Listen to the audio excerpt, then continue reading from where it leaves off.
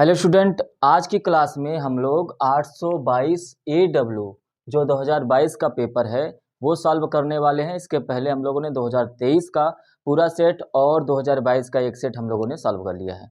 Description में link है, आप चाहे तो वहाँ पर क्लिक करके सभी क्लासेस को पढ़ सकते हैं। और मेरा आपके लिए यही सलाह है कि यदि आप लोग 2023 का पूरा पेपर लगाते हुए आ रहे हैं तो आप लोग 2022 का पूरा पेपर आराम से कर लेंगे। ठीक है, और डायरेक्ट यदि आप इसी क्लास में आए हैं तो इसी क्लास से लगातार बने रहिए और धीरे धीरे 2023 के सभी पेपरों को सॉल्व कर लीजिए। आपको अच्छी तरीके से पता है, जब हम पढ़ाते हैं तो आपसे और हमारी कोई बात नहीं होती है और सिर्फ पढ़ाई पे ध्यान रखना पड़ता है। इसलिए अगले 1 घंटे तक बिल्कुल पेशेंस के साथ, धैर्य के साथ बनकर अपने क्लास को देखिए और अपने प्रश्नों को समझने की कोशिश करिए कि किस प्रकार से प्रश्नों को सॉल्व किया गया है। और जिस चैप्टर में डाउट हो, जैसे मान लीजिए आपका त्रिकोणमिति में डाउट है, तो मैंने 1 घंटे में पूरा त्रिकोणमिति का कंसेप्ट जितना है वो मैंने पढ़ा रखा है। मान लीजिए आपका निर्देशांक ज्यामिति से कोई प्रश्न नहीं बन रहा है, आपको डाउट है, तो निर्देशांक ज्यामिति चैप्टर का 1 घंटे में मैंने उसका पूरा जो है कॉन्सेप्ट जो है जो बता रखा है। तो डिस्क्रिप्शन में उस क्लास का भी लिंक है। तो एक एक घंटे में सभी टॉपिक को मैंने क्लियर कराया है, कवर करा दिया है। तो आप उसको देखकर परीक्षा के पहले उसमें अच्छा नंबर ला सकते हैं। यदि कोई डाउट है तो, नहीं डाउट है तो बिना देर करते हुए इस सेट को सॉल्व करते हैं। सबसे पहले प्रश्न नंबर 1 का क देखिए। प्रश्न नंबर 1 का क क्या कह रहा है? कह रहा है कि संख्या 156 का अभाज्य गुणनखंड क्या होगा। 156 का अभाज्य गुणनखंड का मतलब होता है कि हम अभाज्य संख्याओं से ही भाग देना शुरू करें। तो सबसे पहले 2 से भाग देंगे तो 2 से कितना हो जाएगा 14 और 2 अट्ठे 16 हो जाएगा। फिर 2 से भाग देंगे तो कितनी बार जाएगा 2 3 6, दोनों 18 हो जाएगा। अब इसके बाद क्या बचेगा 3 से जाएगा 13 बार हो जाएगा। अब 13 स्वयं अभाज्य संख्या तो ये 1 हो जाएगा। तो इनके जो अभाज्य गुणनखंड हुए 2 गुणे 2 गुणे 3 है ना, और गुणे में 13। एक आपको नहीं लिखना है क्योंकि एक जो है वो अभाज्य संख्या नहीं होती है। ठीक है, तो यहाँ पर ये क्या बन गया 2 की पावर 2 गुणे 3 और गुणे 13। यही देखिए किस ऑप्शन में है, तो आप कहेंगे कि ऑप्शन नंबर 2 का स्क्वायर गुणे 3 गुणे 13। तो ऑप्शन नंबर पहले का क का दूसरा सही हो जाएगा। ठीक है, ख देखिए। प्रश्न नंबर ख, सेक थीटा बराबर 2। सेक थीटा बराबर 2 दे रखा है, तो अब बस आपसे पूछ रहा है कि थीटा का मान क्या होगा। तो सेक कितने अंश का मान जो होता है 2 होता है। तो आपको ये याद रहना चाहिए, त्रिकोणमितीय अनुपात के सभी सर्वसमीकाएं भी याद रहनी चाहिए। तो कहेंगे कि थीटा बराबर कितना हो जाएगा 60 अंश। क्यों हो जाएगा? क्योंकि सेक 60 अंश का मान ही कितना होता है 2 होता है। तो यहाँ पे ये ऑप्शन नंबर कौन सा सही हो जाएगा? Option number 3। ख का कौन सा सही हो गया? 3 सही हो गया। प्रश्न नंबर ग में चलिए। प्रश्न नंबर ग क्या कह रहा है कि 3x square minus 12x plus m बराबर 0। देखिए 2022 के इस पेपर में ये जो प्रश्न अभी आप देख रहे हैं, यही प्रश्न एक बार और पूछ दिया है प्रश्न नंबर 2 का क में। इसलिए इस प्रश्न को यहाँ पर अच्छे से समझेंगे तो ये प्रश्न यहीं पर भी क्लियर हो जाएगा, दूसरे का क भी यहीं क्लियर हो जाएगा। ठीक, चलिए दूसरे का क भी यहीं आपको देखना है। तो यही सेम प्रश्न यही है, उसमें पूछा है कि m का मान क्या होगा। अच्छा, कह रहा है कि मूल बराबर है। मूल बराबर होने का मतलब ये है कि आपका जो d है वो क्या है 0 है। मूल बराबर है, इसका मतलब जो d है वो क्या है 0।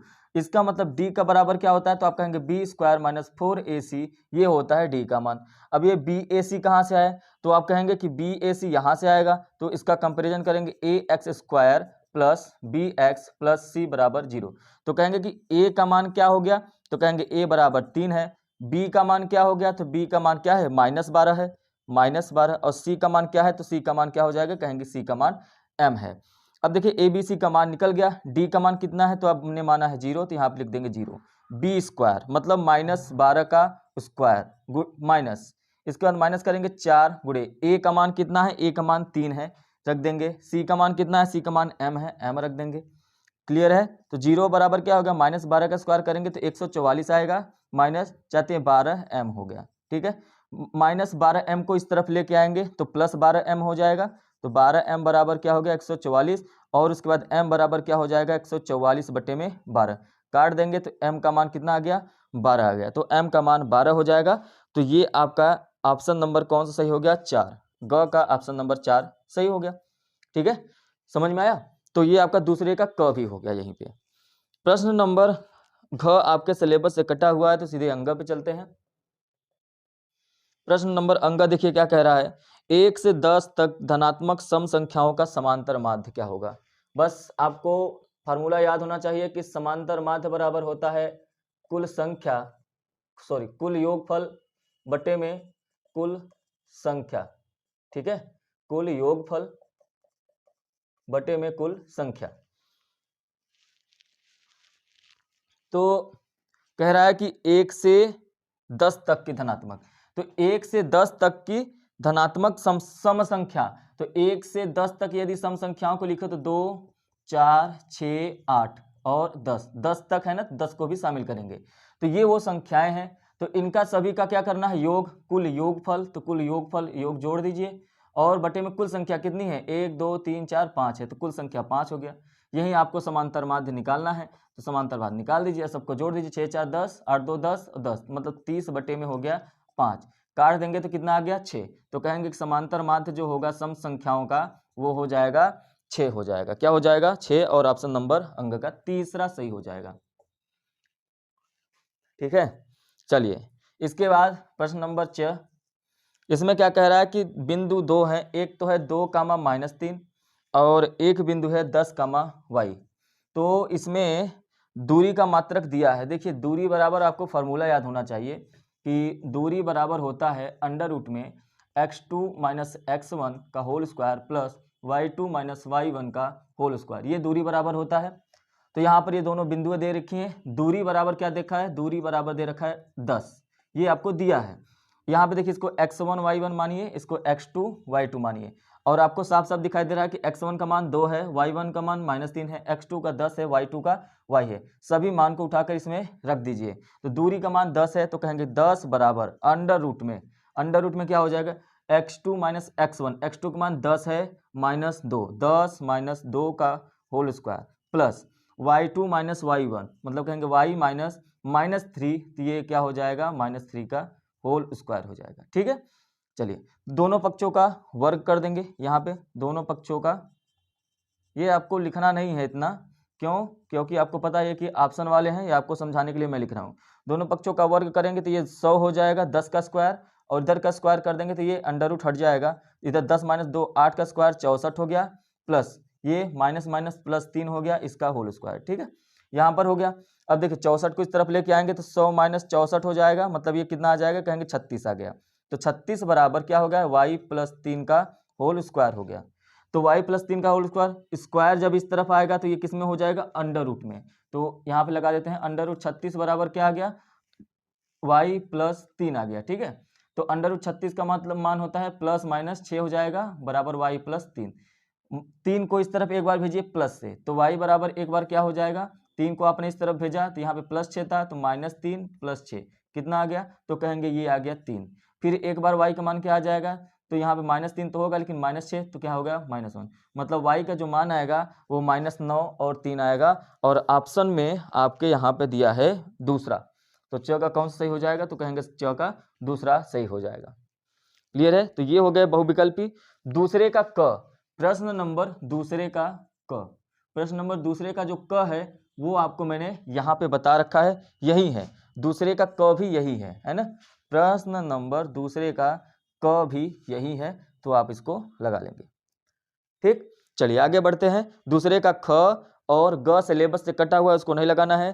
प्रश्न नंबर दूसरे का घ देखते हैं। ठीक, 2 का घ, ठीक है, प्रश्न नंबर 2 का घ क्या कह रहा है, कह रहा है कि प्रथम 10 अभाज्य पूर्णांकों की माध्यिका ज्ञात कीजिए। तो माध्यिका की फार्मूला आपको याद रहना चाहिए। तो आप कहेंगे कि माध्यिका बराबर होता है n/2 वां पद प्लस n/2 + 1 वां पद बटे में 2। ये फार्मूला कब होता है, जब आपके संख्याएं कितनी दे रखी हो, जब n बराबर क्या हो, एक सम हो, जब n मतलब सम हो, जितनी संख्याएं दे रखी हैं वो सम हो। यहाँ पर कह रहा है कि प्रथम 10 अभाज्य पूर्णांकों की, प्रथम 10 अभाज्य है ना, प्रथम 10 अभाज्य, तो प्रथम 10 अभाज्य पूर्णांक आपको यहाँ पे लिखने हैं, चाहे तो आप बढ़ते क्रम में लिखिए, चाहे तो आप घटते क्रम में लिखिए। तो सबसे पहली अभाज्य संख्या 2 होगी, फिर क्या आ जाएगा 3, फिर 4, 4 आएगा नहीं, 4 नहीं आता है, 3 आ जाएगा, फिर 3 आ गया, उसके बाद क्या आएगा 5, फिर 7, फिर उसके बाद 11, फिर 13, और उसके बाद 14 नहीं होता, 15 नहीं होता, 16 नहीं होता, 17 आएगा, फिर 19 आएगा, फिर 20, 21, 22, फिर उसके बाद 23 आएगा। कितने हो गए? 1 2 3 4 5 6 7 8 9, और 23 के बाद क्या आ जाएगा? 27 नहीं होगा, 25, 24, 26, 27, 28, 29। तो ये कितने हो गए? तो आप कहेंगे कि ये प्रथम 10 अभाज्य संख्याएं हैं। प्रथम 10 अभाज्य संख्याएं हैं। 4, 4 8 और 2 10। ठीक है।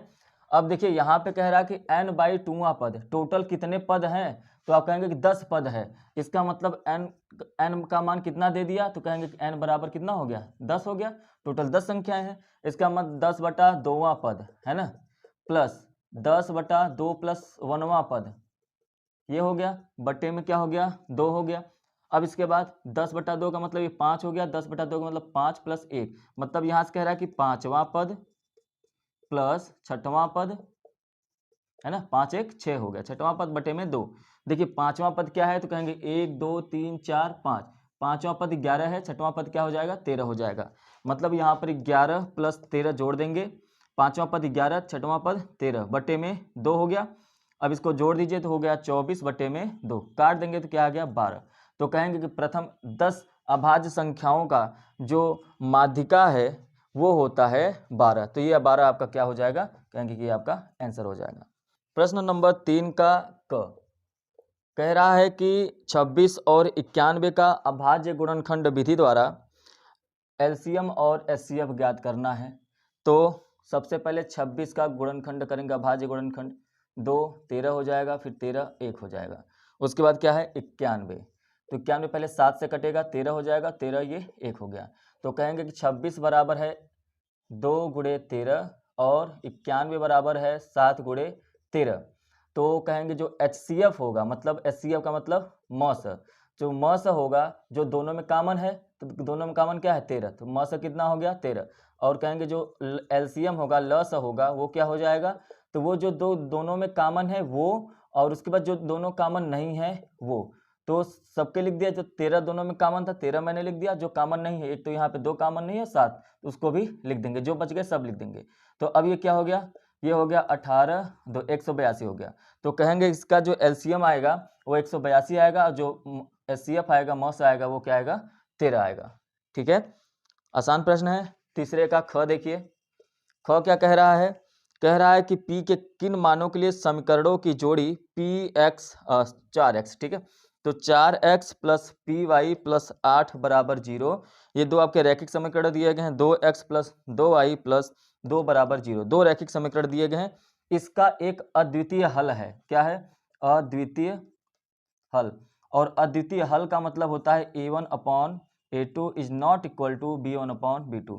a1 बटा a2 बराबर नहीं होता है b1 बटे b2 के। तो यहाँ पे देखिए ये अगर a1x plus b1y plus c1 बराबर 0 मान ले इसके लिए, तो इसके लिए क्या करेंगे? a2x plus b2y plus c2 बराबर 0। अब कंपेरिजन करिए तो कहेंगे कि a1 अपॉन a2 बराबर क्या हो जाएगा? 4 बटे में 2। इधर से कहेंगे b1 अपॉन b2, b1 का मान p है और बटे में b2 क्या है? 2 है। तो इज नॉट इक्वल टू, इसका मतलब 4 बटे में 2 इधर रख दीजिए, is not equal to b1 का मतलब p और b2 का मतलब 2।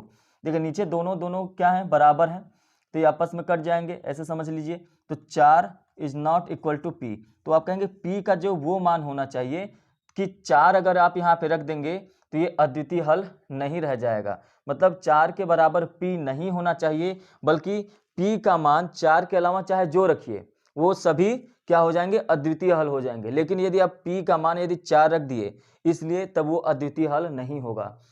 तो इसका मतलब ये है कि p is not equal to 4, p का मान 4 नहीं होना चाहिए। क्लियर है? समझ में आया? ठीक है, प्रश्न नंबर ग कट गया है। प्रश्न नंबर घ पे चलते हैं। प्रश्न नंबर तीसरे का घ, प्रश्न नंबर तीसरे का घ क्या कह रहा है कि यदि एक घन का आयतन, घन का मतलब क्यूब होता है, तो आप कहेंगे कि घन का जो आयतन होता है, घन का आयतन होता है a क्यूब, भुजा का क्यूब, है ना, भुजा का क्यूब होता है। और कह रहा है कि ये जो आयतन है मतलब a क्यूब, वो दे रखा है 1331 सेंटीमीटर क्यूब। कह रहा है कि इसका संपूर्ण पृष्ठ ज्ञात कीजिए। आपको पता होना चाहिए घन का संपूर्ण पृष्ठ क्या होता है, फार्मूला आपको याद होना चाहिए। घन का संपूर्ण पृष्ठ क्या होता है? कहेंगे 6a² संपूर्ण पृष्ठ होता है। ठीक है, क्या होता है संपूर्ण पृष्ठ 6a²। तो यहाँ पे देखिए यदि आप a को इधर करें तो अंडर रूट में 1331 हो जाएगा, और 1331 जो होता है थ्राइस का, तो 1331 जो होता है वो 11 गुणे 11 गुणे 11 का होता है। तो आप कहेंगे यदि आप यहाँ पे भी 3 है तो इसको बाहर करेंगे तो सीधे क्या आ जाएगा 11, मतलब a का जो मान है वो क्या आ गया 11 आ गया। तो यहाँ पर भी रख देंगे तो 6 गुणे a का स्क्वायर मतलब 11 का स्क्वायर, और 6 गुणे 11 का स्क्वायर 121 होता है। अब इसमें गुणा कर देंगे तो कितना आ जाएगा 6 एकम 6, 6 दूनी 12 और 6 एकम 6 7। संपूर्ण पृष्ठ है तो सेंटीमीटर स्क्वायर हो जाएगा।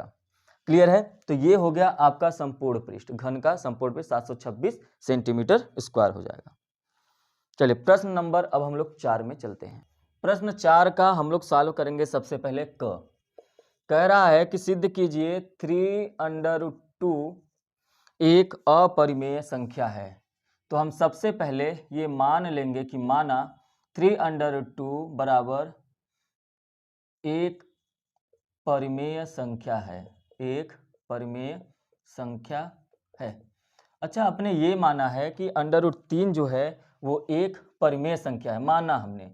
तो इसका मतलब ये जैसे ही आप 3√2 एक परिमेय संख्या मान लिए, तो आपको पता है कि परिमेय संख्या उसे कहते हैं जो p/q के फॉर्म में हो। इसका मतलब ये है कि यदि एक 3√2 एक परिमेय संख्या है तो यहाँ पर p/q के बराबर हो जाएगा, क्योंकि हम ये माने हैं 3√2 एक परिमेय संख्या है तो 3√2 बराबर p/q, जहाँ पर q कभी भी 0 नहीं होना चाहिए। ये हो गया, अच्छी बात है। तो एक काम करते हैं, इस 3 को इस तरफ गुणा कर लेते हैं, तो आप कहेंगे √2 बराबर p/3q हो जाएगा।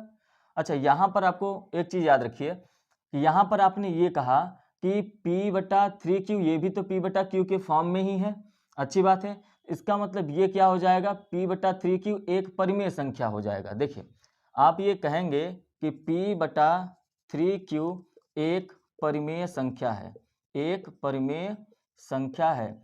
अब आप यहाँ पे देखें कि p/3q एक परिमेय संख्या है, तो p/3q के बराबर ही तो √2 है। यदि ये परिमेय संख्या है, ये बराबर है, तो इसका मतलब ये भी क्या हो जाएगा, परिमेय संख्या है।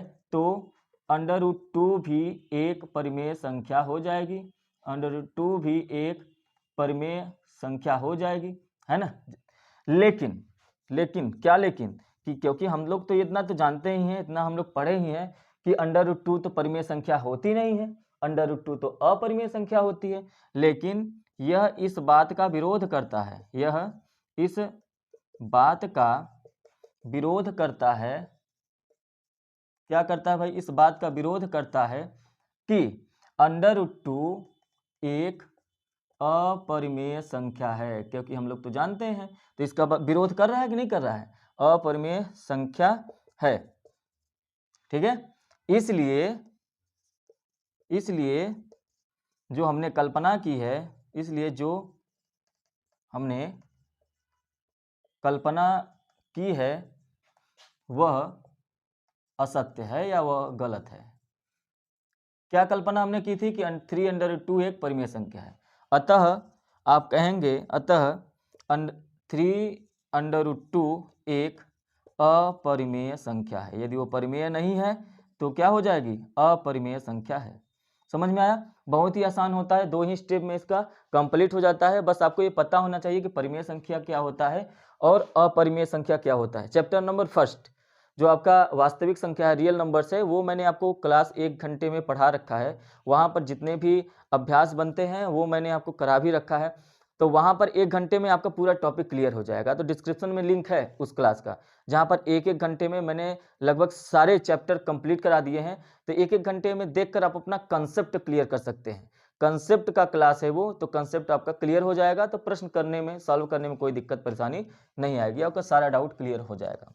ठीक है, तो प्रश्न नंबर ख जो है वो आपके सिलेबस से कट गया है, तो प्रश्न नंबर 6 नहीं करना है, सॉरी प्रश्न नंबर 4 का ख नहीं करना है। अब देखेंगे प्रश्न नंबर 4 का ग।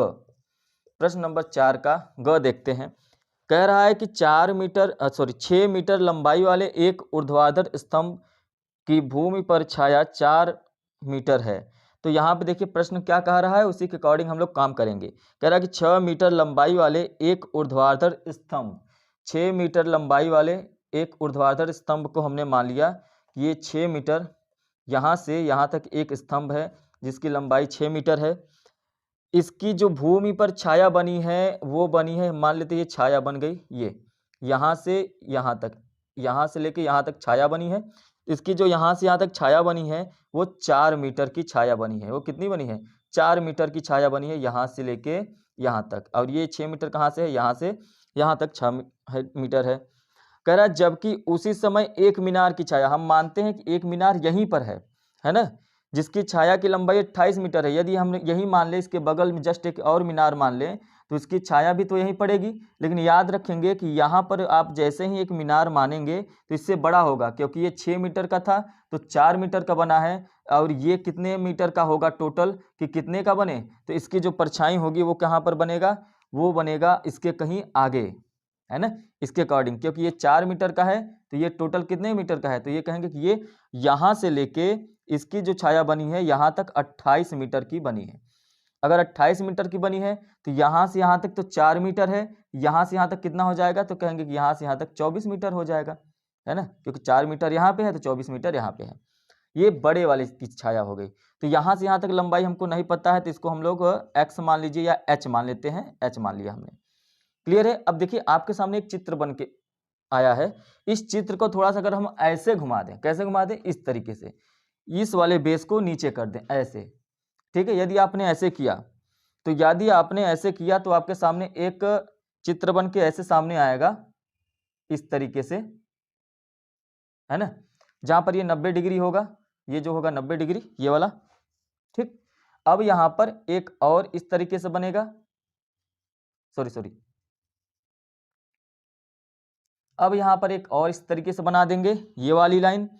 तो जब आपने ये वाली लाइन बना दी तो ये कहेंगे कि ये वाली बिंदु कहां पर हो गई? ये, है ना, ये A हो गया, ये B हो गया, ये C हो गया, और ये D हो गया, और ये E हो गया, ठीक है।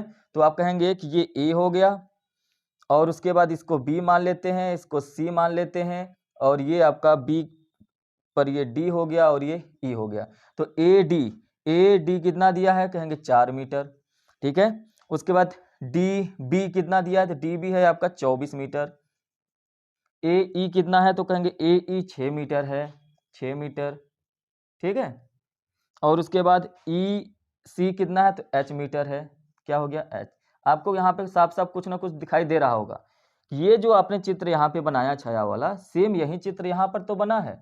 यदि ये यहाँ पर बना है तो इसका मतलब ये आपको क्या दिखाई दे रहा है? ये दोनों के दोनों समांतर हैं, और ये दोनों के दोनों समांतर हैं। तो थेल्स प्रमेय से आप ये कह सकते हैं, यहाँ पर देखिए एक 90 डिग्री है, तो थेल्स प्रमेय से आप क्या कहेंगे कि AD बटे में DB बराबर हो जाएगा AE बटे में EC, AE बटे में EC। तो AD का मान कितना है? तो AD का मान 4 है। DB का मान कितना है? तो DB का मान 24 है, बराबर AE का मान कितना है? तो AE का मान 6 मीटर है, और EC का मान कितना है? तो EC का मान 6 H मीटर है। और आपको यही H का मान निकालना है ना।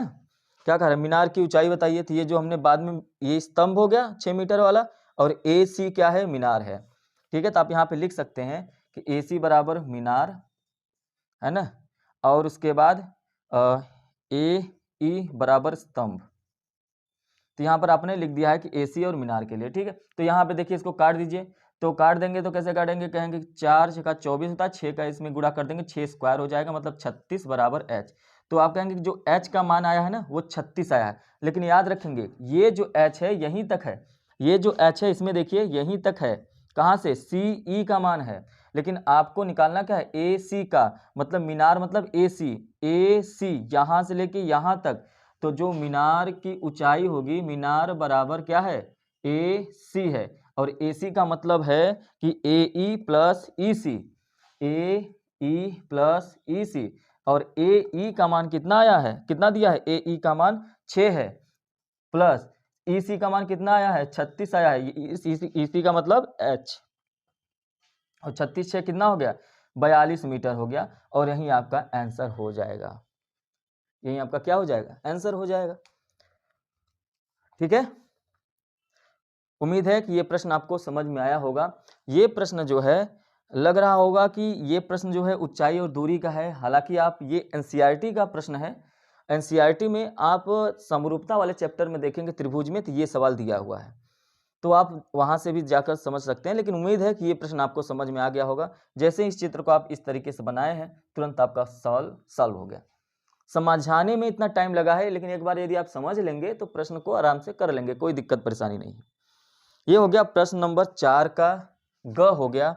अब इसके बाद प्रश्न नंबर 4 का घ सिलेबस से बाहर है, तो प्रश्न नंबर 5 का क देखते हैं। देखिए प्रश्न नंबर 5, प्रश्न 5, प्रश्न नंबर 5 का कौन सा, तो कहेंगे प्रश्न नंबर 5 का क।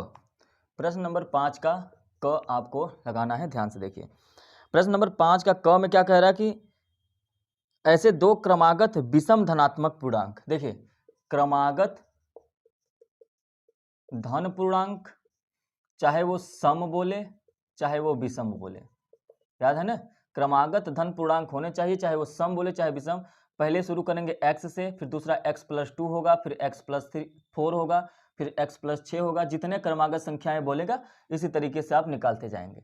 ऐसा इसलिए होता है क्योंकि यदि आप यहाँ पे विषम संख्या 1 रख देंगे तो 1 के बाद 2 1 3 आएगा, फिर 5 आएगा, फिर 1 7 आएगा, विषम संख्या बढ़ने लगेंगी क्रम से। और यदि आप यहाँ पे 2 रख देंगे, 2 4 6 8 इस तरीके से सम संख्या बनने लगती है। तो चाहे क्रमागत संख्या वो आपसे ये बोला हो सम का, चाहे वो विषम से बोले, यही रखना है, यही संख्या आपको बताती है। लेकिन यहाँ पे कह रहा है कि दो क्रमागत, मतलब दो क्रमागत सम संख्याओं का मतलब एक तो x हो गया और दूसरा क्या हो गया x+2। इन दोनों का क्या कहा है, कह रहा है इन दोनों का वर्गों का योगफल, मतलब इन दोनों का स्क्वायर का जो योगफल है वो आपको कितना दिया है, वो दिया है 290, 290 दिया है। तो कह रहा है कि आप इन संख्याओं को हमको बता दीजिए। तो पहला आप यहाँ पे लिख लेंगे कि माना पहली विषम बोला है, पहली विषम धनात्मक पूर्णांक, पहली विषम पूर्णांक या संख्या बराबर x है और दूसरी बराबर क्या हो जाएगा x+2। क्लियर है। तो यहाँ पे पहली का स्क्वायर प्लस दूसरी का स्क्वायर जो प्लस करेंगे 290 आ गया। इसको सॉल्व करेंगे, X square plus A plus B का होल स्क्वायर मतलब A square plus B square plus 2ab बराबर 290। एक्स स्क्वायर जोड़ देंगे 2x स्क्वायर हो जाएगा प्लस 4x प्लस 4, 290 इस तरफ लाइए, माइनस 290 बराबर 0 हो गया। 2x स्क्वायर प्लस 4x, 290 में से 4 घटाएंगे तो 286 हो जाएगा, लेकिन ये होगा माइनस में, कितना हो जाएगा माइनस में, बराबर 0। देखिए इसमें भी 2 है, इसमें भी 2 है, इसमें भी 2 है, तो हर जगह से 2 कॉमन ले लेते हैं। तो x square plus 2x minus 1 4 3 143 बराबर 0। 2 का भाग इस तरफ दे देंगे तो ये 0 हो जाएगा अपने आप। तो आपके पास जो द्विघात समीकरण बचा है x square plus 2x minus 143 बराबर 0। इस 143 का ऐसा गुणनखंड करिए कि आपका 143 आ जाए, और गुणा करने पर और जोड़ने या घटाने पर, तो घटाते हैं 13 में से 11 घटाएंगे तो 2, मतलब 11 और 13 का गुणा करेंगे तो 143 आएगा, और 11 और 13 घटा देंगे तो 2 आ जाएगा। तो मतलब यहाँ पर एक्स स्क्वायर प्लस 2 के जगह पे क्या रखना है, 13 में से 11 घटा रहे हैं तभी 2 आ रहा है, मतलब 2 के जगह पे आप 13 माइनस 11 रख दीजिए, एक्स माइनस 143 बराबर 0 हो जाएगा। अब इसके बाद x square plus 13x minus 11x minus 143 बराबर 0 हो गया। इसमें से x कॉमन लीजिए, इसमें से कॉमन लीजिए, तो यहाँ से x कॉमन लेंगे तो x प्लस 13 हो गया, और यहाँ पर माइनस 11 कॉमन लीजिए तो x प्लस 13 हो जाएगा बराबर 0। तो x माइनस 11 एक ब्रैकेट में, दूसरे ब्रैकेट में x प्लस 13 बराबर 0। तो यहाँ पर देखिए x माइनस 11 बराबर 0 रखेंगे तो क्या हो जाएगा, x बराबर 11, और यहाँ पर देखिए x प्लस 13 बराबर 0 रखेंगे तो x बराबर क्या हो जाएगा माइनस 13। तो माइनस वाला आपको नहीं लेना है, तो x का मान क्या आ गया 11। यदि x का मान 11 आ गया तो ये पहली संख्या हो जाएगी विषम संख्या, तो दूसरी क्या हो जाएगी 11 प्लस 2 मतलब 13। तो पहली संख्या 11 है, दूसरी संख्या 13 हो जाएगी। दो संख्याओं का पूछा था, लगातार थी, क्रमागत थी, क्रम से थी, तो आपका वो आंसर क्या हो जाएगा 11 और 13 हो जाएगा। प्रश्न नंबर क हो गया। प्रश्न नंबर ख देखिए, प्रश्न नंबर ख कह रहा है कि यदि बिंदु A0, बिंदु है आपके पास A0, और दूसरा बिंदु क्या है 0, B, 0, B, और एक और बिंदु है x, y, ये क्या है, ये संरेख है। ये क्या है, संरेख है। संरेख का मतलब एक सीधी लाइन होगी। तो वहां पर कह रहा है कि सिद्ध करना है। क्या सिद्ध करना है हमको, सिद्ध करना है, सिद्ध करना है, लिख लेंगे, सिद्ध करना है बराबर x upon a plus y upon b बराबर 1। देखिए सिलेबस से, इस बार के सिलेबस से तो है नहीं ये सवाल, लेकिन फिर भी मैं आप लोगों को बता देता हूं क्योंकि बहुत सारे स्टूडेंट हैं जो ये प्रश्न कमेंट कर करके पूछते रहते हैं, इसलिए मैं ये प्रश्न बता रहा हूं। ठीक है, कि संरेख है तो एक लाइन है, लेकिन यहां पर आपको त्रिभुज का क्षेत्रफल पता होना चाहिए। त्रिभुज का क्षेत्रफल, त्रिभुज का क्षेत्रफल बराबर क्या होता है, तो कहेंगे 1/2 ब्रैकेट में x1 y2 minus y3 plus x2 y3 minus y1 plus x3 और ब्रैकेट में क्या हो जाएगा अब y1 माइनस y2। ये होता है त्रिभुज का क्षेत्रफल। और आपको पता है बिंदु A ये है, बिंदु B ये है और बिंदु C ये है। तो बिंदु A, बिंदु B और बिंदु C तीनों क्या है, संरेखी है। और तीनों बिंदु A B C बिंदु संरेखी हैं। क्या है, संरेखी हैं। तो त्रिभुज का जो क्षेत्रफल होगा, त्रिभुज का क्षेत्रफल जो होगा वो क्या हो जाएगा, 0 हो जाएगा। वो क्या हो जाएगा, 0 हो जाएगा। क्यों हो जाएगा भाई, क्योंकि ये तीनों के तीनों क्या है, संरेखीय है, मतलब एक ही रेखा में है। तो त्रिभुज का क्षेत्रफल बराबर 0 हो गया, मतलब यहाँ पे क्या रख देंगे, त्रिभुज का क्षेत्रफल बराबर 0। अब ये जो x1 y1 ये कहाँ से आएगा, तो आप इसको मानेंगे कि ये x1 है, ये y1 है, ये x2 है, ये y2 है, ये x3 है और ये y3 है। त्रिभुज का क्षेत्रफल क्या हो जाएगा, 0 बराबर 1/2 ब्रैकेट में x1 का मान क्या है, a है, ठीक है, ब्रैकेट में y2 का मान क्या है, y2 का मान b है, माइनस y3 का मान क्या है, y3 का माइनस y है, ब्रैकेट में प्लस x2 का मान क्या है, 0 है, 0 ब्रैकेट में y3 का मान y है, y1 का मान क्या है, 0 है, y माइनस 0 प्लस x3 का मान x है, ब्रैकेट में y1 का मान क्या है, कहेंगे 0 है, माइनस y2 y2 का मान क्या है, b। तो ये हो गया b। तो हमने देखिए बहुत बड़ी ही सावधानी से मैंने सबका मान रख लिया है। अब 0 इस 1/2 का गुणा इस तरफ कर देंगे, 2 का गुणा इस तरफ कर देंगे तो क्या हो जाएगा, 0 हो जाएगा। तो कहेंगे 0 बराबर a ब्रैकेट में b माइनस वाई, और ये 0 का इसमें पूरा गुणा कर देंगे तो पूरा 0 हो जाएगा। x का माइनस b में गुणा करेंगे तो क्या हो जाएगा, प्लस x गुणे ब्रैकेट में माइनस b। अब देखिए आपके सामने ये आ गया, अब इसका गुणा कर दीजिए तो 0 बराबर हो जाएगा a का गुणा b में, फिर माइनस, फिर a का गुणा y में, a y प्लस का माइनस में गुणा करेंगे माइनस हो जाएगा, माइनस b x हो जाएगा। अब देखिए यहाँ पर आपको लाना क्या है, 1 है और नीचे ए बी है। तो एक काम करते हैं, इस ए बी को 0 के इस तरफ लेते हैं, या तो इन दोनों को इस तरफ लेके आते हैं, क्योंकि माइनस में है तो प्लस में हो जाएंगे। तो ये बी एक्स इधर आएगा तो बी एक्स प्लस में हो जाएगा, ए वाई भी आएगा तो प्लस में हो जाएगा, बराबर ए बी हो गया, है ना। अब एक काम करेंगे कि दोनों पक्षों में ए बी का भाग दे देंगे। क्यों देंगे, क्योंकि ए बी का भाग देंगे तो ये हो जाएगा 1 ए बी से ए बी कट के, और ये ए बी में से बी कट के एक्स बटा ए हो जाएगा, इसलिए हम लोग दोनों पक्षों में ए बी से भाग देंगे। तो ए बी बटा यहाँ पर, ए बी बटा यहाँ पर, ए बी बटा यहाँ पर। तो देखिए बी से बी कट गया, ए से ए कट गया और ए बी से ए बी कट गया। तो यहाँ पे क्या बचा, तो कहेंगे कि एक्स अपॉन ए बचा है, प्लस यहाँ पे क्या बटा, वाई बटा बी बचा है, ठीक है, और बराबर ए बी से ए बी कट गया, क्या बचा है, 1। और यही हमको क्या करना था, प्रूव करना था। ये हमको क्या करना था, प्रूव करना था। क्लियर है, ये सवाल ऐसे लगेगा। सिलेबस में, इस बार के सिलेबस में तो पैटर्न में नहीं है, वहां सिलेबस हटा दिया है, फिर भी ये सवाल मैंने आपको बता दिया। 5 का ग क्या कह रहा है, कह रहा है कि एक लंब वृत्तीय शंकु की तिर्यक ऊंचाई, जो लंब वृत्तीय शंकु है, ये शंकु हो गया, है ना, इसकी जो तिर्यक ऊंचाई है, ये यहां से यहां तक ये दे रखा है 13 सेंटीमीटर, और संपूर्ण पृष्ठ क्या होता है, तो यहां पे लिखेंगे शंकु का संपूर्ण पृष्ठ बराबर क्या होता है, पाई आर ब्रैकेट में एल प्लस आर दे रखा है आपका, कह रहा कि ये 90 पाई है, तो इतना दे रखा है तो आप इसको सॉल्व कर लीजिए, पाई से पाई कट जाएगा। और एल का मान कितना रखा है, तो आप बताएंगे कि एल बराबर 13 दे रखा है, तो यहाँ पे रख दीजिए 13, आर 13 प्लस आर बराबर 90, आर का इसमें कर दीजिए गुणा, 13 आर प्लस आर स्क्वायर, 90 को इस तरफ लेके आइए, माइनस 90 बराबर 0। तो यहाँ पे देखिए इसको द्विघात समीकरण में बदल लीजिए आराम से, 13 आर माइनस 90 बराबर 0। क्या पूछा है, तो कह रहा है कि इसके आधार की त्रिज्या बताइए, इसके आधार की त्रिज्या।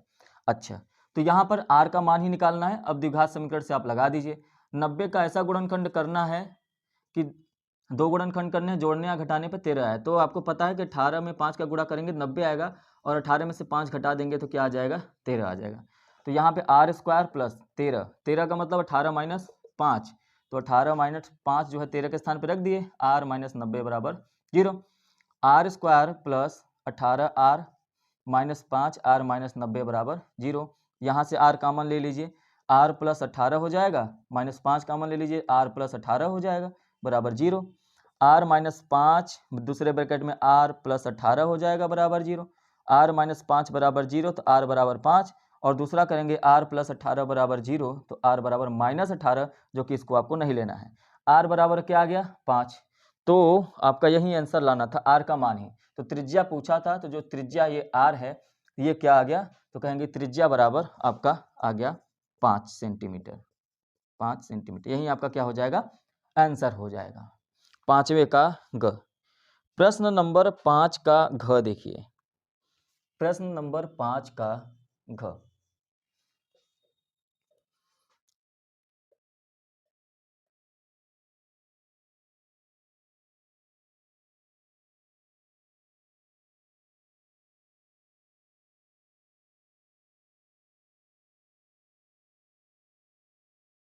देखिए प्रश्न में आपसे कहा है कि सारणी के 25 परिवारों के भोजन के दैनिक व्यय को दिए गए हैं दर्शाती है, उपयुक्त विधि द्वारा भोजन पर दैनिक माध्य बताइए। तो माध्य बराबर क्या होता है, तो आप कहेंगे कि माध्य बराबर होता है sigma F I into X I बटे में सिग्मा एफ आई।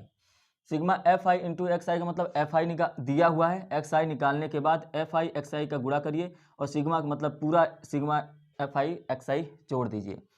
तो सबसे पहले एक्स आई निकालने का तरीका आपको पता है कि 100 150 को जोड़ देंगे, मतलब निम्न सीमा उच्च सीमा को जोड़ेंगे और 2 से भाग दे देंगे। तो 100 और 150 जोड़ेंगे तो एक कितना हो जाएगा 250, और 250 में 2 को भाग देंगे तो 125 हो जाएगा। और देखिए दोनों में अंतर कितना है, तो कहेंगे दोनों में अंतर 50 का है, देखिए हर जगह 50 का होगा। तो 150 में 200 को घटाएं जोड़ेंगे तो कितना हो जाएगा 350, 350 का आधा करेंगे तो 175 हो जाएगा। तो अब देखिए यहाँ पर जब 150 100 में 50 का अंतर है, 200 150 में 50 का अंतर है, इसका मतलब इन दोनों के बीच में 50 का अंतर होना चाहिए। देखिए 50 का अंतर है, मतलब इसके आगे वाले में भी 50 का अंतर हो जाना चाहिए, 225 हो जाएगा। फिर 50 का अंतर हो जाएगा तो कितना हो जाएगा 5 275 हो जाएगा। फिर 50 का अंतर हो जाएगा 325 हो जाएगा। तो इस तरीके से आप निकालेंगे एक्स आई। अब एफ आई और एक्स आई का गुणा करिए, एफ आई एक्स आई का गुणा करेंगे तो 125 में 4 का गुणा करेंगे तो कितना हो जाएगा 500 हो जाएगा। 175 में 5 का गुणा करेंगे तो कितना हो जाएगा 875 हो जाएगा। 225 में 12 का गुणा करेंगे तो कितना हो जाएगा 2700 हो गया। 275 में 2 का गुणा करेंगे तो कितना हो जाएगा, तो कहेंगे ये 550 हो जाएगा। और 325 में 2 का गुणा कर जाएगा 650। जब यहाँ पर sigma F I into X I, मतलब यहाँ से लेके यहाँ तक पूरा टोटल जोड़ना है, तो sigma F I into X I जब जोड़ देंगे तो कितना आ जाएगा, कहेंगे कि 5275 आ गया, 5275 आ जाएगा। और उसके बाद सिग्मा एफ आई भी जोड़ना है, मतलब यहाँ से लेके यहाँ तक भी जोड़ना है, तो इसको जोड़ेंगे कितना हो जाएगा, तो कहेंगे 5 4 9 12 8 20 21 21 4 25, तो ये कहेंगे ये 25 हो गया। ठीक है, अब क्या करना है, sigma F I x I का मान यहाँ पे रख देंगे, तो माध्य बराबर 5275 बट्टे में कितना हो गया, तो बच्चे में हो जाएगा 25। और जब इसका भाग देंगे तो ये कितना आ जाएगा 211 हो जाएगा। तो माध्य बराबर क्या आ गया 211, और यही जो होगा आपका आंसर हो जाएगा। क्लियर है, ठीक है। अब इसके बाद प्रश्न नंबर 6 देखते हैं। प्रश्न नंबर 6 का क। प्रश्न को ध्यान से पढ़िए और देखिए क्या कह रहा है, उसी को फॉलो करिए। कह रहा है कि एक आयताकार खेत का विकर्ण उसकी छोटी भुजा से 60 मीटर लंबी है। तो एक आयताकार खेत बना लीजिए, है ना।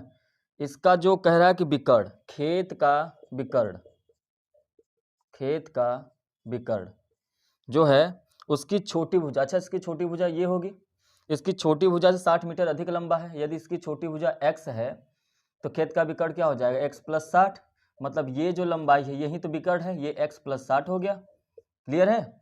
और कह रहा है कि यदि बड़ी भुजा छोटी भुजा से 30 मीटर अधिक हो, जो बड़ी भुजा है वो छोटी भुजा से मतलब x से 30 मीटर अधिक है, ये हो गया। तो हम लोग यहाँ पे कह देंगे कि छोटी भुजा बराबर क्या हो गया, मान लेते हैं x। तो अब देखिए ये जो लंबाई आ गई वो x प्लस 30 आ गया। यदि ये x प्लस 30 है तो ये भी क्या हो जाएगा, x प्लस 30। ठीक है, यदि ये x है तो ये भी क्या हो जाएगा, x, क्योंकि दोनों की दोनों चौड़ाई है। अब यहाँ पे कह रहा है कि खेत की भुजाएं, आपको मतलब खेत की भुजाएं, यदि x का मान निकल जाए तो x प्लस 30 लंबाई। तो यहाँ पे आपको पता है यदि इसमें देखें, इसे हम लोग मान लेते हैं A B C D, यदि हम लोग बी सी डी वाले त्रिभुज में देखें तो ये 90 डिग्री है और ये एक समकोण त्रिभुज है। तो आप यहाँ पे ये कह सकते हैं यदि ये समकोण त्रिभुज है कि कर्ण का स्क्वायर बराबर होता है आधार का स्क्वायर प्लस लंब का स्क्वायर। कर्ण का मतलब बी डी का स्क्वायर बराबर आधार का मतलब बी सी का स्क्वायर प्लस लंब मतलब डी सी का स्क्वायर हो जाएगा। इसी पे सबका मान रख देंगे। तो बी डी कितना है, x प्लस 60, एक्स प्लस 60 का होल स्क्वायर बराबर होगा बी सी एक्स प्लस 30 के whole square plus d c का मान एक्स स्क्वायर। इन सभी को मान निकाल के यहाँ से x का मान निकाल लेंगे। तो a प्लस बी का होल स्क्वायर यहाँ पर भी लगेगा, तो क्या हो जाएगा a square plus B square plus 2ab, ठीक है, बराबर यहाँ पर भी a प्लस बी का होल स्क्वायर बनेगा, तो a square plus B square plus 2ab plus यहाँ पे एक्स्ट्रा एक्स स्क्वायर है, ये लिख लीजिए। ये एक्स स्क्वायर से ये एक्स स्क्वायर कट जाएगा। अब यहाँ पे देखिए इस 900 को इस तरफ लेके आइए, 60x को इस तरफ लेके आइए, या इन दोनों को उस तरफ लेके जाइए, सबको एक तरफ कर लेना है जिससे हम लोगों को एक द्विघात समीकरण मिल जाए।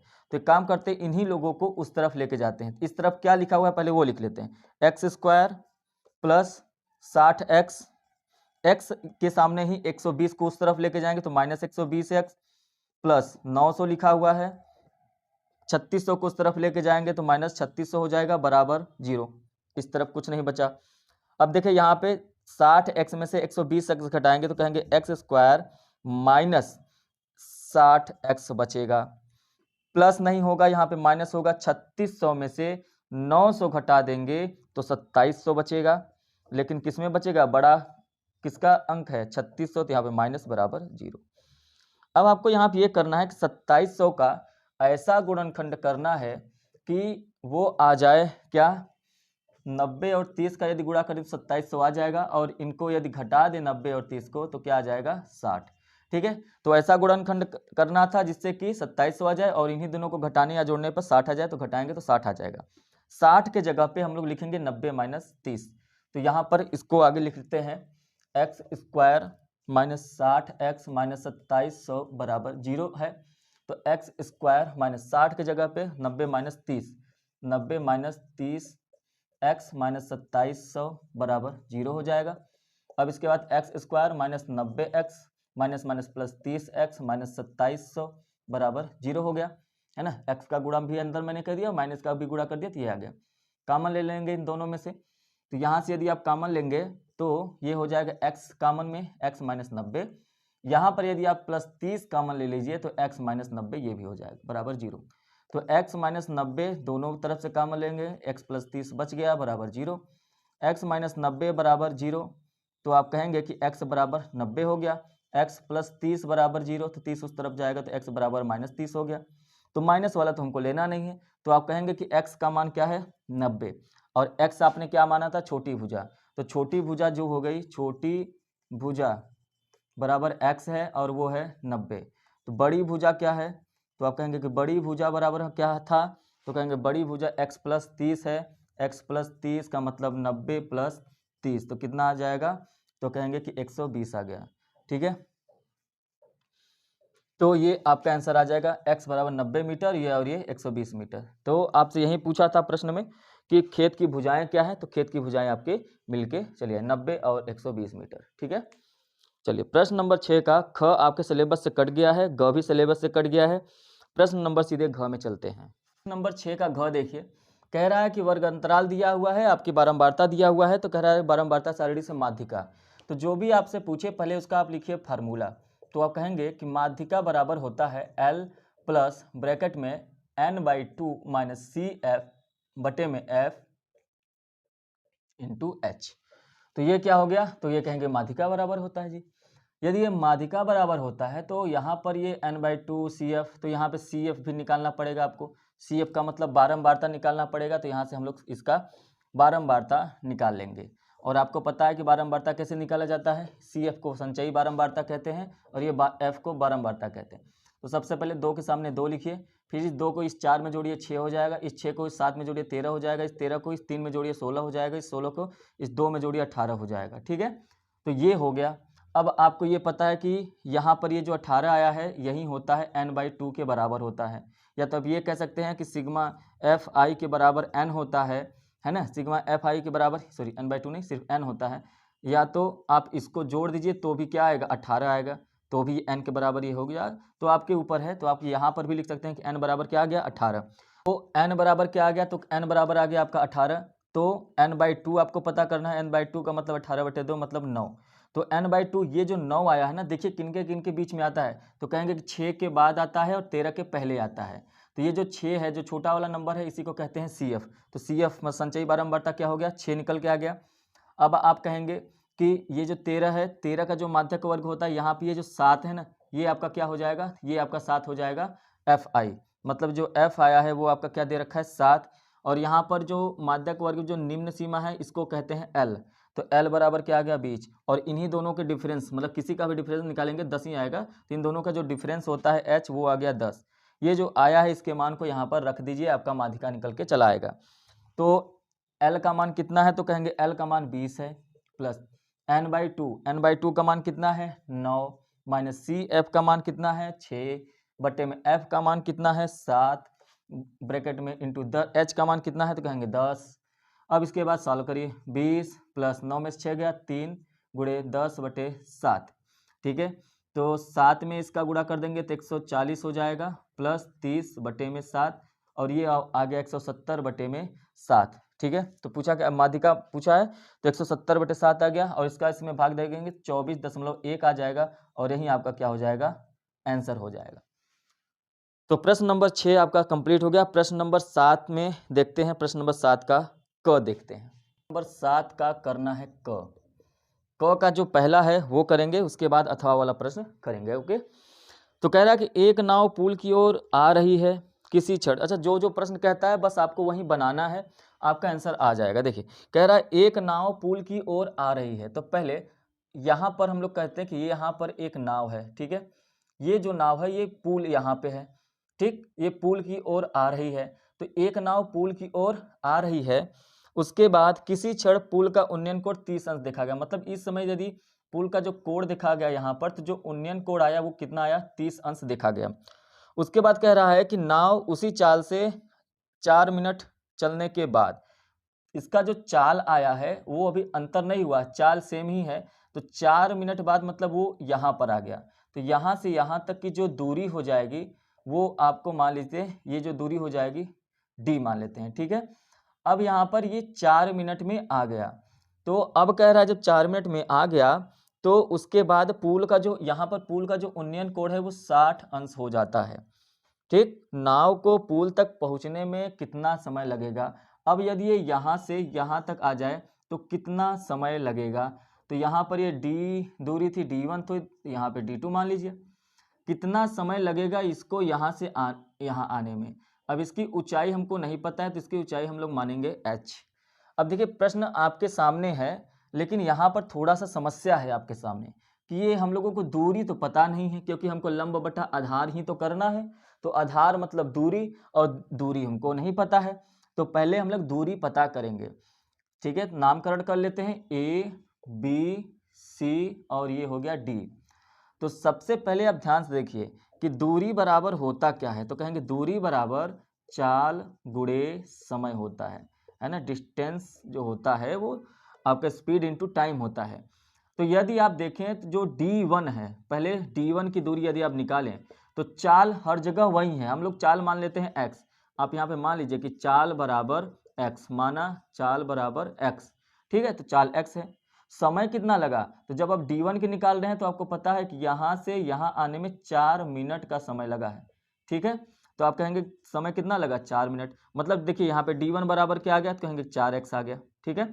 उसी तरीके से यदि आप d2 निकालें तो दूरी बराबर यहाँ से यहाँ तक चाल तो सेम ही रहा होगा, d2 बराबर क्या हो जाएगा, चाल मतलब x ही हो जाएगा क्योंकि चाल सेम है, गुणे समय कितना है, समय आपको नहीं पता है तो आप इसको t मान लीजिए और ये हो गया t। आपको यही प्रश्न पूछा है कि यहाँ से यहाँ तक आने में समय कितना लगा, तो यही t मिनट जो है आपको बताना पड़ेगा t का मान कितना आएगा।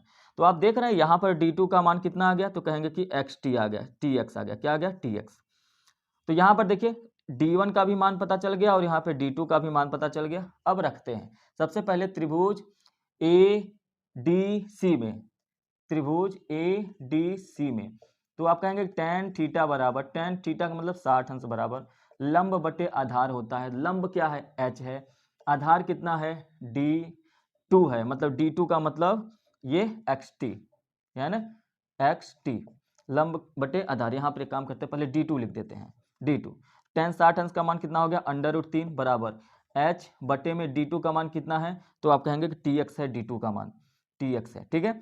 तो यहाँ पर देखिए ध्यान से, तो कहेंगे कि h बराबर क्या आ गया, h बराबर आ गया √3 tx आ गया, समीकरण नंबर ए।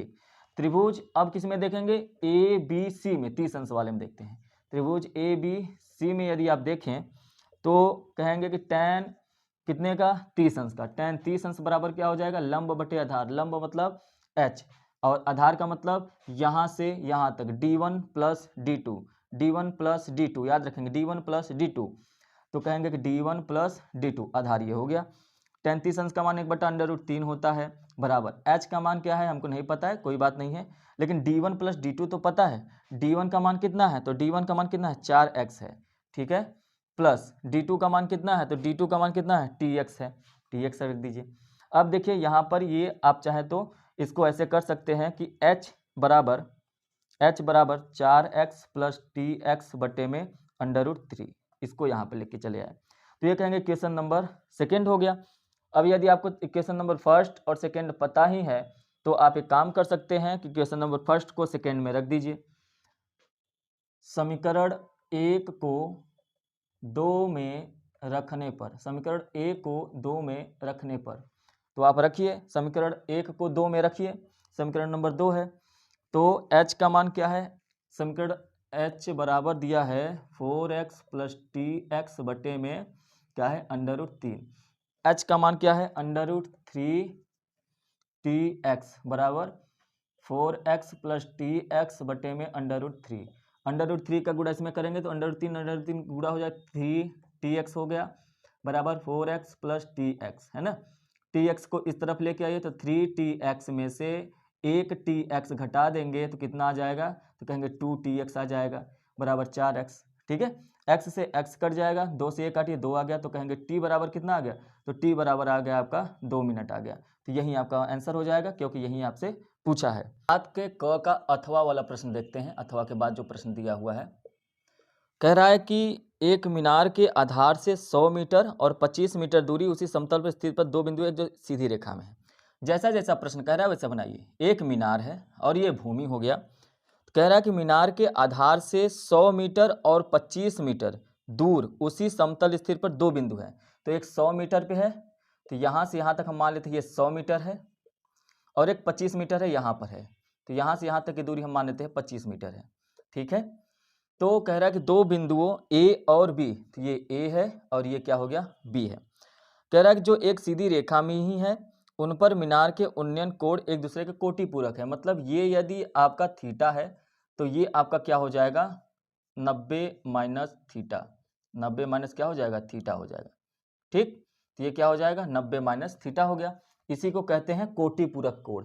जो कोटि पूरक का मतलब होता है, कोटि पूरक या पूरक का मतलब होता है कि दो कोणों का योग कितना हो जाए, 90, तो थीटा प्लस 90 माइनस थीटा, इन दोनों को आप यदि आप जोड़ दें तो थीटा से थीटा कट जाएगा, कितना आ जाएगा 90 आ जाएगा।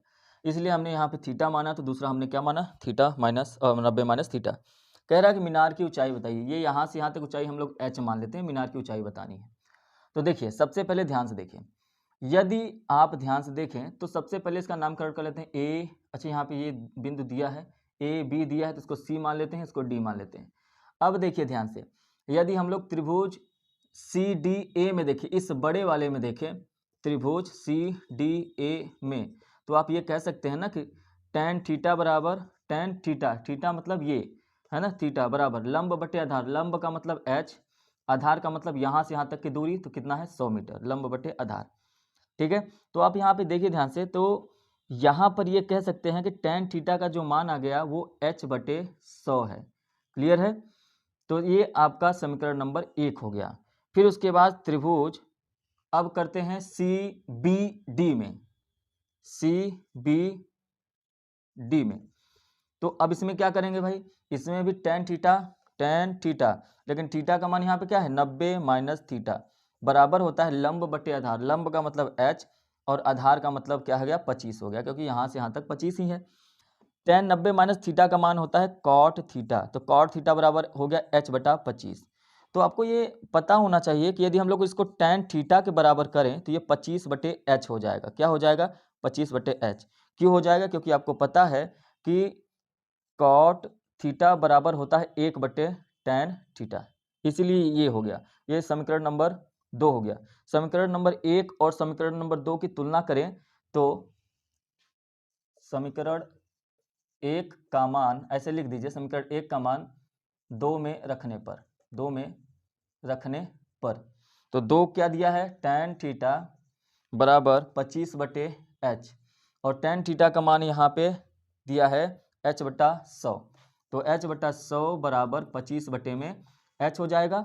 और उसके बाद ये हो जाएगा, और उसके बाद क्या करेंगे, यहाँ से यहाँ तक करेंगे तो h स्क्वायर तिर्यक गुणा 2500 हो जाएगा, और उसके बाद स्क्वायर उस तरफ जाएगा तो h बराबर अंडर रूट में हो जाएगा, और ये हो जाएगा 2500। अब देखिए h बराबर क्या आ गया, तो कहेंगे 50 है ना, 50 का ही स्क्वायर होता है 2500, तो जो h आ गया वो कितना आ गया 50 मीटर। तो जो खंबे की ऊंचाई है, जो मीनार की ऊंचाई है, ये h c और d ये कितना आ गया 50 मीटर आ गया। क्लियर है। अब इसके बाद प्रश्न नंबर 7 का, प्रश्न नंबर 7 का ख देखते हैं। ख में आपका जो पहला वाला है वो करना है, दूसरा आपके सिलेबस से कटा हुआ है तो उसको सॉल्व नहीं करेंगे। तो पहला वाला देखिए, कह रहा है कि ऋतु धारा के अनुकूल 2 घंटे में 20 किलोमीटर तैरती है। क्या कह रहा है कि ऋतु, पहले तो मानिए कि माना धारा की चाल बराबर x, पहले ऋतु की चाल मान लेते हैं क्योंकि इसमें ऋतु है ना, ऋतु की चाल बराबर x और धारा की चाल बराबर y। तो यहाँ पे कह रहा है कि 2 घंटे में अनुकूल, अनुकूल मतलब जिस दिशा में बह रही है, जब अनुकूल दिशा में चाल होता है तो x प्लस वाई हो जाता है, और ये चाल बराबर होता है दूरी बटा समय। ठीक है, चाल बराबर दूरी बटे में समय। तो दूरी कितना दिया है, कह रहा है कि वो 20 किलोमीटर तैर लेती है, कितने समय में 2 घंटे में। तो चाल कितना हो जाएगा, तो कहेंगे x प्लस वाई बराबर, इसको काट देंगे तो 10 आ गया, तो कहेंगे 10। ठीक है, तो ये समीकरण नंबर 1 हो गया। अब कह रहा है कि धारा के प्रतिकूल, है ना, प्रतिकूल मतलब विपरीत, तो x माइनस वाई, ये चाल बराबर ये अभी भी होता है दूरी बटे समय ही होता है। तो दूरी कितना दे रखा है, तो कहेंगे कि जो दूरी है वो दे रहा है 4 किलोमीटर, लेकिन कितने समय में, ये भी 2 ही घंटे में। तो इसको भी काट देंगे तो कितना आ जाएगा 2 आ जाएगा, तो कहेंगे x माइनस वाई बराबर 2। ये समीकरण नंबर 2। 1 और 2 दोनों को जोड़ने पर, समीकरण नंबर 1 और 2 को जोड़ने पर, है ना। प्रश्न लास्ट में क्या पूछा है कि धारा की और ऋतु की चाल बताइए। ठीक है, तो यहाँ पर 1 और 2 को जोड़ेंगे तो x प्लस वाई बराबर 10 होगा, x माइनस वाई बराबर 2 होगा, तो माइनस से माइनस प्लस माइनस कट जाएगा, 2x बराबर 12 आ गया, और x बराबर क्या आ जाएगा 6, 2 से काट देंगे, 2 6 का 12। तो जो ऋतु की चाल है वो 6 किलोमीटर प्रति घंटा है, और x का मान किसी भी समीकरण में रख दीजिए, मान लीजिए 1 में रखेंगे तो 6 प्लस वाई बराबर 10 है, y बराबर 10 माइनस 6 हो जाएगा, तो y बराबर क्या आ गया 4। तो कहेंगे कि जो धारा की चाल है वो 4 किलोमीटर प्रति घंटा है। ठीक है, तो दोनों का मान निकल गया। तो ये जो है प्रश्न नंबर 7 ये कंप्लीट हो गया। अब इसके बाद सेट नंबर 3 करेंगे। ठीक है, तो सेट नंबर 2 जो है 822 का AW आपको मैंने पूरा का पूरा प्रश्न सॉल्व करा दिया है। जो सिलेबस से बाहर थे उनको मैंने अलग कर दिया है, उनको सॉल्व नहीं कराए हैं। यदि अगले साल कुछ सिलेबस में प्रश्न जुड़ते हैं तो मैं फिर से इस अनसॉल्व को फिर से सॉल्व करा दूंगा, उसकी टेंशन लेने की जरूरत नहीं है। अभी फिलहाल आप लोग रिवीजन करिए अच्छे से और पूरे के पूरे सेट को सॉल्व करिए, अपने से भी लगाने बैठिए, देखिए आपकी कैपेबिलिटी कितनी बनी है। यदि अभी भी कुछ प्रश्न छूट रहे हैं तो उसको कंसेप्ट क्लियर कर लीजिए उस टॉपिक को देखकर, और उसके साथ साथ जितना हो सकता है उतना मॉडल सेट और जितने ये प्रीवियस पेपर हैं पूरा लगा डालिए। जल्द ही मिलेंगे सेट नंबर 3 के साथ। चैनल पे पहली बार हो तो सब्सक्राइब कर दीजिए, शेयर किया कीजिए, और यदि वीडियो पसंद आए तो लाइक करिए। चलिए मिलेंगे नेक्स्ट क्लास में। Thank you, have a nice day.